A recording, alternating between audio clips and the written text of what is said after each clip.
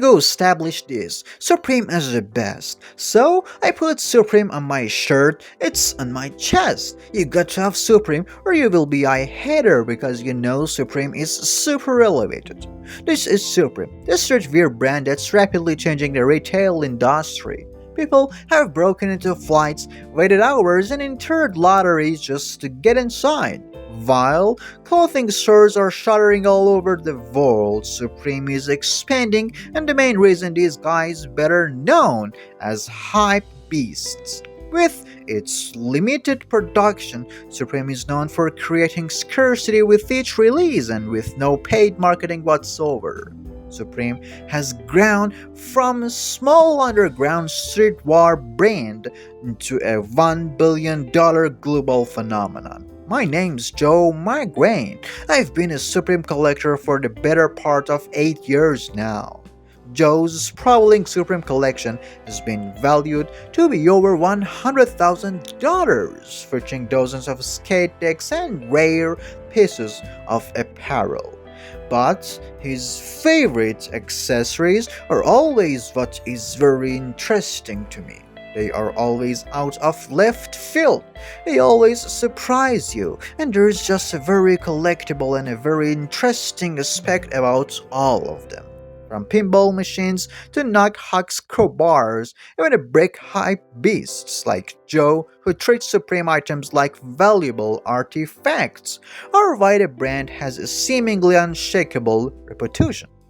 But its most popular item will always be the Bucks logo tee is probably the most iconic item. Bucks logo merchandise and Supreme tends to sell for 4 to 5 what it retails for. What's great about Supreme logo is simplicity. It's simple, it's clean, it pops, and in our ADD culture, that logo breaks through instantly. The fashion industry spends $500 billion on advertising each year, but you won't find Supreme on billboards or magazines. It doesn't spend money on marketing their products at all. Everyone wants attention. Everyone wants to do marketing. Everyone wants, influencers wearing their product. And Supreme operates the exact opposite way. The magic lies in their ability to take the word of mouth marketing and turn the launches of their products into sort of micro experiential events. In 1994, founder James Jebbia opened its flagship store in Soho, New York City on Lafayette Street. Since then, Supreme has used a combination of high profile of brand collaborations and incredibly small production quantities to its advantage. But tracking the supply wasn't necessarily a strategic decision according to Jebbia. They didn't want to get stuck with unwanted inventory. This method is core to the company's business model, making each launch of press-worthy event and each item a limited edition collector's piece with skyrocketing value on the resale market. What did this retail for $40 or $50? $45 maybe, and then resale is probably $200 or $300 black medium. I'll never wear it. The narrative is that Supreme sells t-shirt for $30. It sells out immediately at retail and then people are paying on the aftermarket 3, 4, 5, 6 and what it cost in the store. It's kind of like investing in something that you know will retain its value, that you know will rarely ever go below what you paid for it. And then there is always a good chance that you will make more money than you spend on it. Every drop creates a sort of mania, attracting a market of young resellers. Some collectors even self-identifying as addicts. Supreme Yankees Bucks logo t-shirt. It was $44. Highest bid is currently $470 and the cheapest anyone's willing to let it go is $617. leopard fanny pack retail was $68 and you can purchase it for $300 on stocks. Right now, the classic black box logo hoodie. This retail for $148 and now the cheapest on StockX is $1,100. What makes for a successful brand is when that brand becomes an extension of self.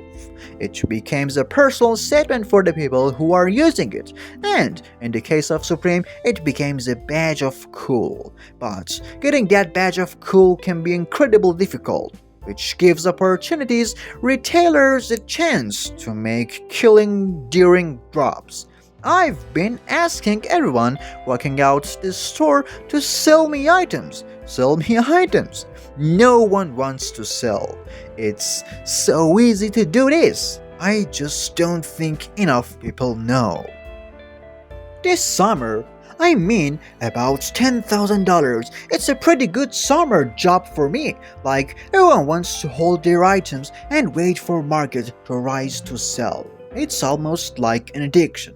Like you buy one thing, you really like it, and then every year there's new Supreme items. It has its highs and its lows. When you get something that you really want, that's really rare, you feel really good. But on the flip side of that is that there's something that you're kind of been waiting for all season. When you don't get it, it's really sore feeling, and then the problem is that the price is like me 2 or 3 or 4 times what Supreme sold it for. Even this plastic bag has some exactly something to resell you. You have around 10, someone would be willing to buy it off of you. And when you can penetrate the day-to-day lifestyle of your target audience in that way, that's home run for the brand. Increasingly crowded storefronts launch their brawls, and angry retail neighbors have led Supreme to implement a lottery system with each product launch to reduce overcrowding. Supreme is only open to the public during their seasonal drops, and they only release new merchandise on Thursdays. To get in, you have to sign up by 11 a.m. Tuesday before the drop. Registry fills up insanely fast. If you get in, you'll get a text the day of the launch. You will get another one telling you what time you can come, and then you can possibly wait in line for up to 3 to 4 hours just to get inside. With increasingly popularized collaboration, Supreme not only has led to both wanted and unwanted attention. In 2017, Gebbia confirmed that half the company was sold for $500 million to the Carlyle Group, a private equity corporation, but the public doesn't seem to care yet. How much is our outfit worth? Companies make investments in order to grow those investments, and so it's likely that the plan would be to expand the brand, sell more merchandise, and profit further. But Supreme is managing to maintain its street cred. The evidence shows that they haven't stopped being who they are. Everything has been done exactly this time. They've been fighting some big legal battles. A corporation like the Carlyle Group at your disposal to help fight those battles is something that they definitely need. Supreme has 11 stores in total, with 7 located outside of the US. International fans, especially those in countries where Supreme doesn't have a footprint, pay just about any price to get their hands on authentic Supreme. The only way they can get their hands on this genuine apparel is on the secondary market. There's a lot of Chinese people here that have buyers overseas, and they have these people here, and they have lists of prices that they're willing to pay. They come up, they pay for it right away, they pull out thousands of dollars in cash, they'll pay anything. The Asian resale market, it's definitely big. If you live in a country that you know you can't buy online from, your only option are buying from its eBay, which you might be dealing with fakes. The other effect of product scarcity has been the rise in fakes.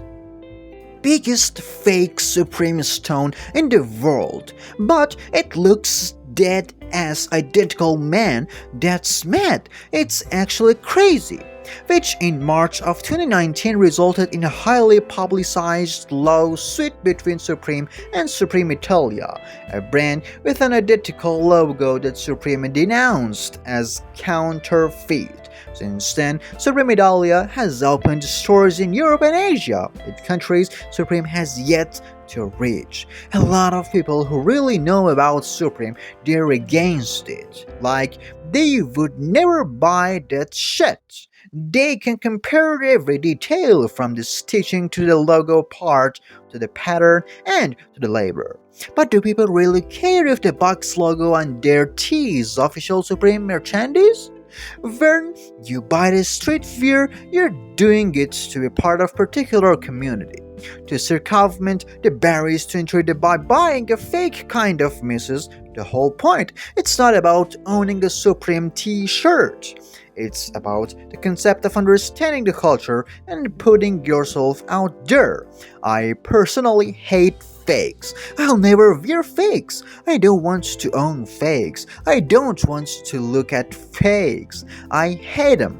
The legal battles also sparkled a hypocrisy debate with critics alleging the Supreme parallelized their logo, whose design is nearly identical to the work of artist Barbara Kruger to begin with. Good artists copy, great artists steal, like that's just kind of the name of the game with fashion.